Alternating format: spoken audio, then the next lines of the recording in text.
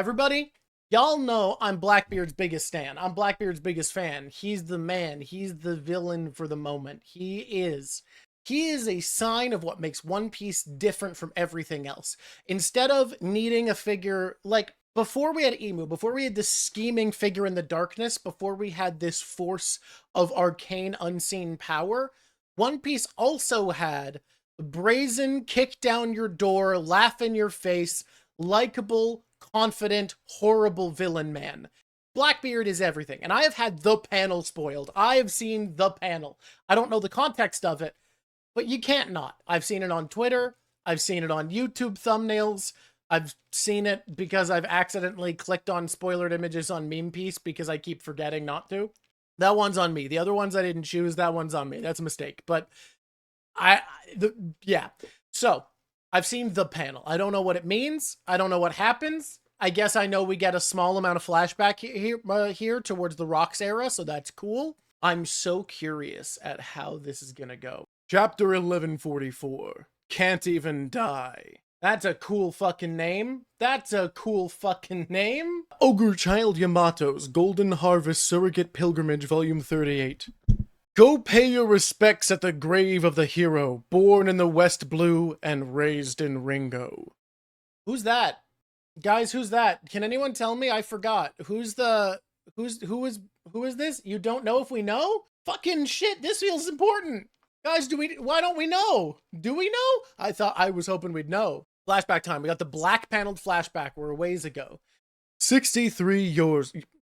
Yeah, 63 years ago. We see Elbaf on fire. Chief Yarl! The partner of Chief Yarl, oldest of giants today, Beardfall Yarl, was killed by a young girl. Linlin got no chill. Linlin got fucking zero chill. Terrifying. The girl, a human, half destroyed an entire giant village. Her name was Charlotte Linlin, and she would later be known as Big Mom, Emperor of the Sea. Yeah, Linlin, dangerous. As it happened in that very same year, Elbaf was afflicted by disaster after disaster. Fires, gales, and cold snaps that affected their crops, and poor fishing hauls as a result of the extreme weather that brought this normally fertile land to the brink of starvation. So we see giants fishing, freezing, dying, bleeding. Everything looks bad. You see, it's because of the child. The kingdom is now under its curse because you didn't kill it like I told you. Surely that's a coincidence. We see the lady in her bed. We see one of her servants, and she goes, and the baby is smashing stuff. He's so strong. He smashed the door. That's her scream. That's my great scream. It's looking at me. And he goes, Prince Loki. Kick it out. Don't let that monster near me ever again. Oh my god, he's so big. He's like the size of adult giants. What the fuck is up with this baby? Prince Loki, you mustn't approach your mother's chamber. Put out the beast's eyes or this country is ruined. It's all under his curse. Oh baby. Why? I'm hungry, says a random giant child. I'm sorry, sweetie. That was the last loaf of bread we had.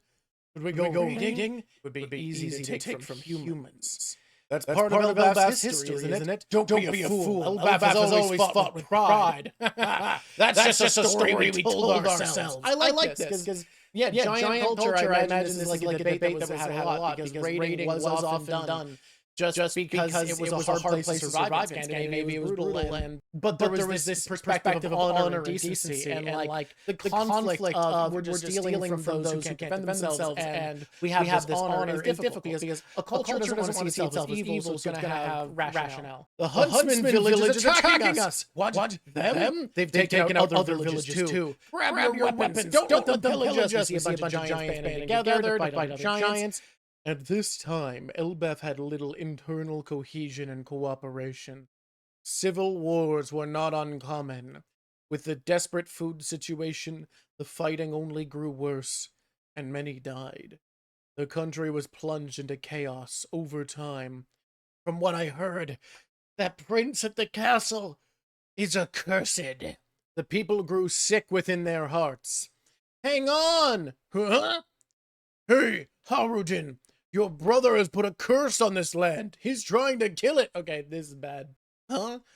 You're his little brother, so you must be a sacrifice. Huh? My son's the sweetest, cutest boy in the world, and that means he's gotta live to be the oldest boy in the world. Shut up, Ida. You had no right to seduce Harold like that, you outsider. You shut up. Love has no borders. And then the Haruden, upset about that, understandably, as a guy tries to kill his mom, says, "Don't touch my mom!" And then Harold show up. Harold looking handsome in his older years. He's looking good. He's looking good. "Don't make me pound you, King Harold." "Daddy," says Haruden, and King Harold obviously putting the slam on, putting the slug on. "Harold," says Ida. "Why do you turn on one another, my brethren?" "Your Majesty." Big spread. Harold, again, looking handsome. "In the same breath that I heard about the birth of Loki, I learned that my kingdom was suffering from starvation. I went at once to the countries with which we have ties. And without a single word, they went and loaded up their ships with massive piles of food. Each human has but a tiny body, but they banded together country after country and brought enough food to fill our giant bellies. Let us be grateful for their aid. We're here, King Harold. Hey, how do we dock the island? Yeah, it's enormous.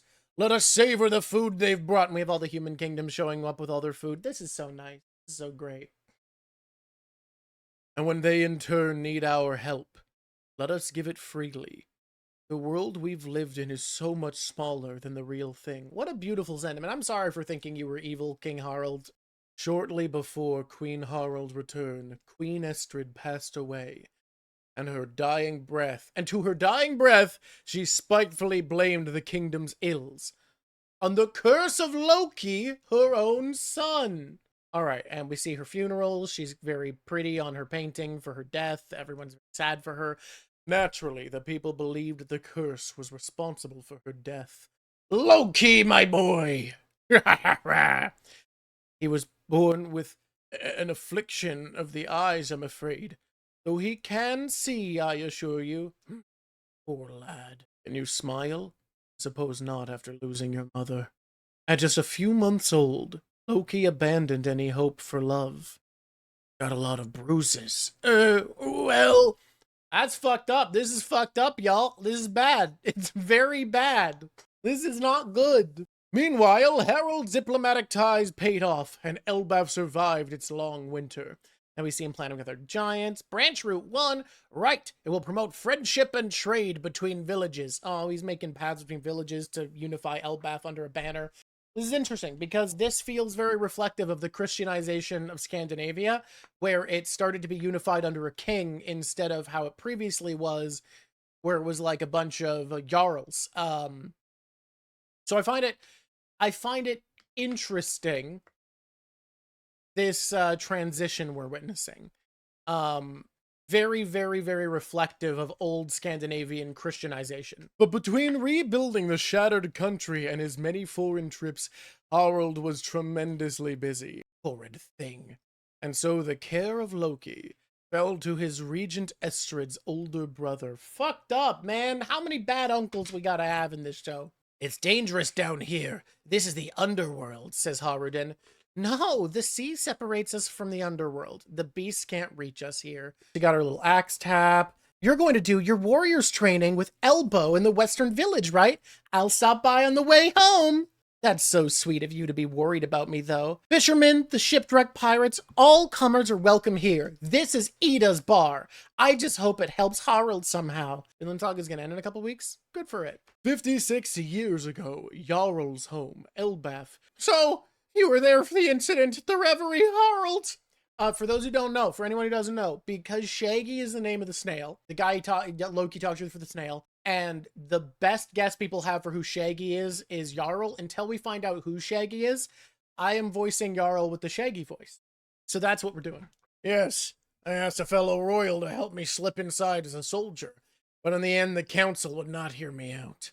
Not for all the uproar about that murder, I might have been imprisoned." "You were lucky you'd only be in chains. That was reckless of you. Say, you ever heard of the Galala Band?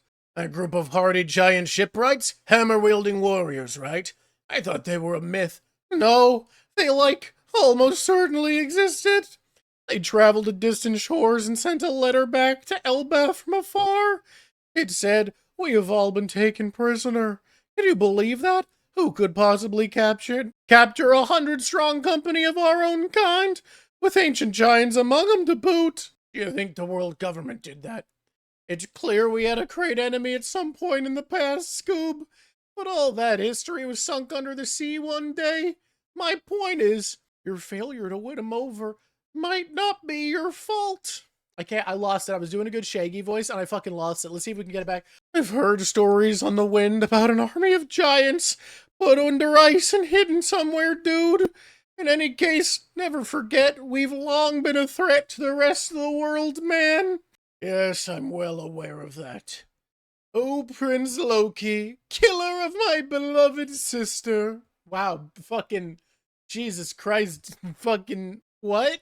What a cutaway. Punk Hazard makes sense for where they'd be hidden, yeah. Let's see, what rotten scrap shall I feed you today? Oh, this poor child. Oh no, the lucky horse is dead. Oh no, the regent is dead. Down in the underworld. Okay, so Loki's getting older. 48 years ago, Harald built 8 branch routes in Elbaf, unifying the country and creating vibrant trade between villages.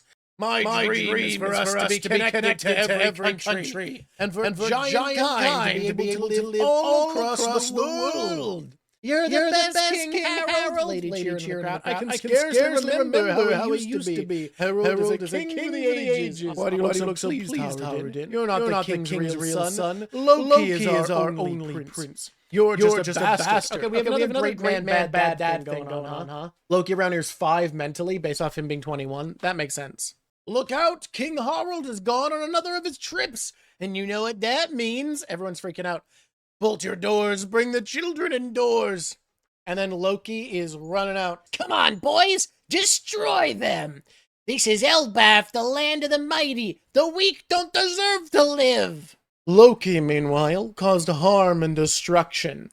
He's clubbing everybody, he's smashing his way to houses, he's raiding. Haraldin steps up in front of him. Hey, Loki, and he's holding out his sword. Don't mess up the village Dad worked so hard to rebuild. Huh? He's my dad, not yours. Oh my god. Haraldin is a tall-ass giant, and Loki is towering above him. Loki too big. This is not okay. 7? So he's at 7. Yeah, he's 7 years old. That guy might get a lot of respect, but when he tries to be friends with those tiny little bug humans, so stupid. You have to see everyone at the same eye level. Don't think you're special just because you're big.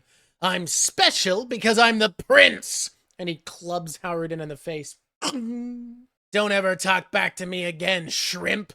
Haraldin, says a child. Oh, it's Gerd. That makes sense. Stay away, Gerd, or Loki will think we're friends with him. And then he'll hit us. We are friends with him, dummy. She's mad. This is cute. Oh, Gold.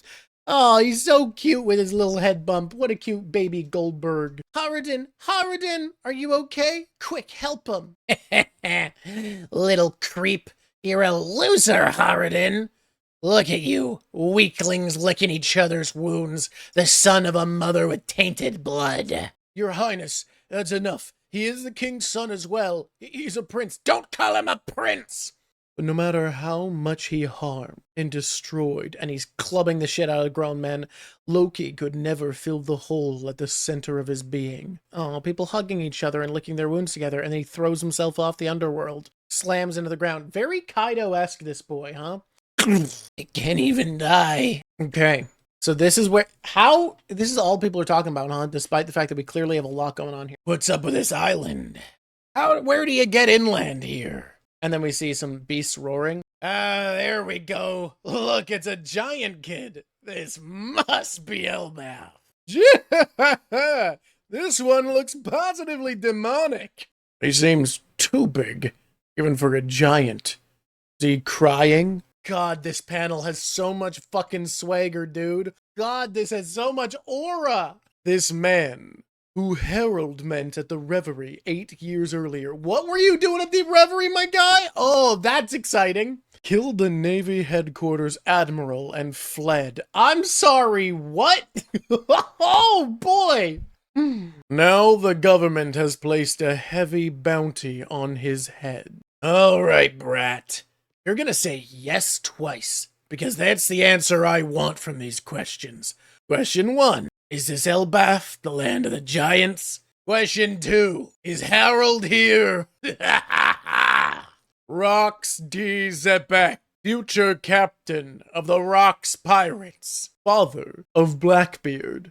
Oh, yes. Oh, that's what we want. Oh, yes. Wait.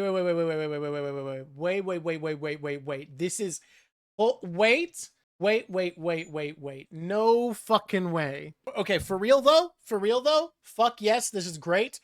My man Teach getting some respect because we're getting the nepotism bonus, but also, god damn, Xebec has swagger. Holy shit, how does this panel go so hard?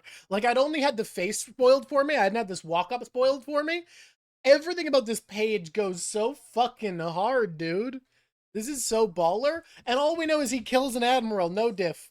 All right, take a look. So this is what someone pointed out. This is their spoiler they got. This is pretty accurate. I think overall, obviously, he's meant to look more like Blackbeard. However, because he's doing the, like, DreamWorks... because he's doing a little DreamWorks eyebrow, yes, this actually does look very correct. This does look a lot like half his face looks more like Buggy. If Buggy and Blackbeard are brothers, that'd be hilarious. Something I've noticed, okay? Wait, let's leave the killer, let's grab some evidence, right? One Piece changes its genre quite a bit, right? It changes what else we are experiencing. So usually in One Piece, we have multiple genres of fantasy colliding, right? We have Victorian horror in Thriller Bark, we have science fantasy in Egghead, and I haven't seen people talk about this, but this is absolutely true. Give me a second here. What do we have? We have guy with eyeliner, spiked up beard, crazy punk hair, okay? We have Christian mythological imagery, specifically focused around devils more than angels. We have badass design, covered in chains, over-the-top size and scale. We have big spike horns. We have dude dressed in something inspired by Scandinavian culture that looks demonic, being called a god. And, no, you guys are missing it. You guys don't know what's up. And we have ancient technology from the past sharing a prophecy down and affecting the contemporary story. Ancient technology really is important here.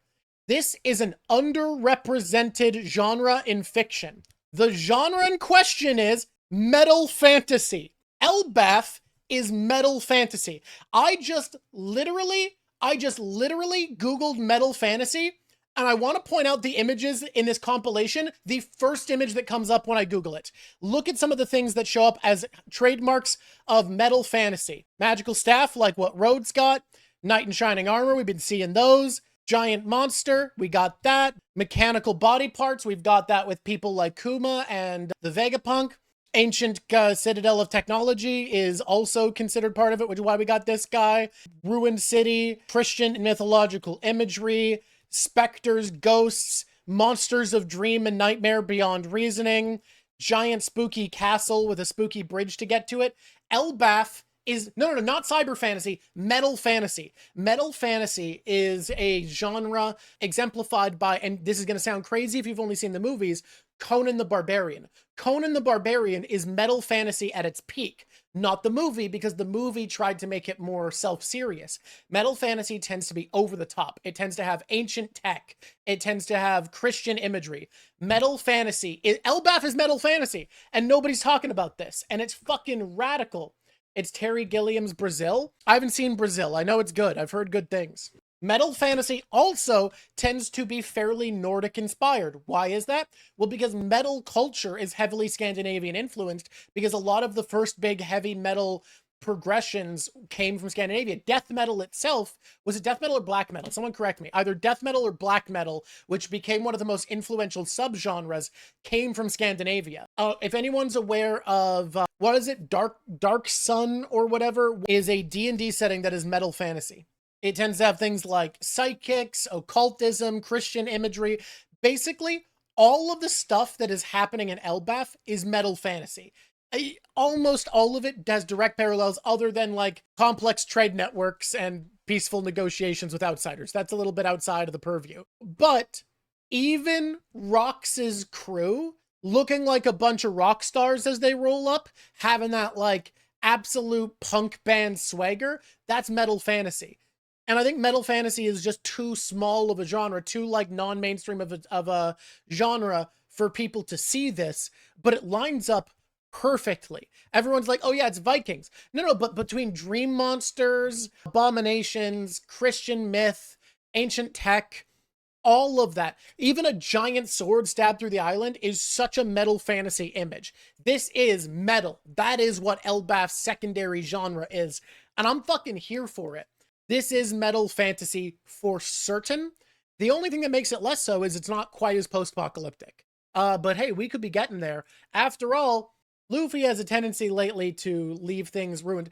He-Man isn't adjacent. He-Man is metal fantasy for children. He-Man, that's the best example. He-Man is metal fantasy. There's robots and gliders and laser guns everywhere, but post-apocalyptic wastelands, magic swords, He-Man is metal fantasy at its nth. It is just metal fantasy toned down so it's for children. That's all. Like, also a little wizard guy. Yes, it's got a little wizard guy.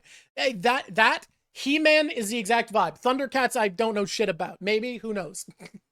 But Elbaf is metal fantasy, and I think that's fucking rad, and I haven't seen anyone talk about this. So why was he at the Reverie? Was he the king of a real nation? Was this a former king? What's up? Do I want to talk about the cover page?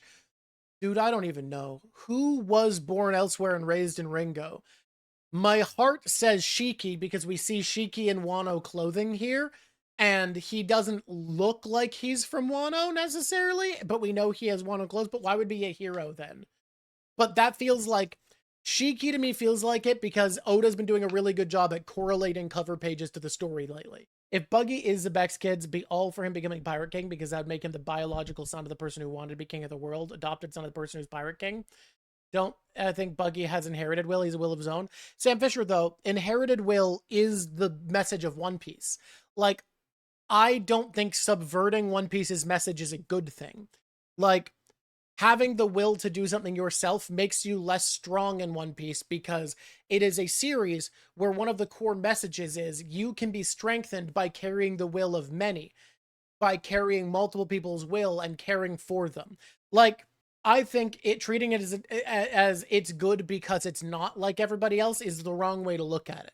Now, if they focused on it as it becoming his inherited will, that might be something. But, like, inherited will is what One Piece is about. Y'all, thank you for being here. Fucking October drink. Until next time, it's been lovely dropping to you. Bite. And I find the button. And I found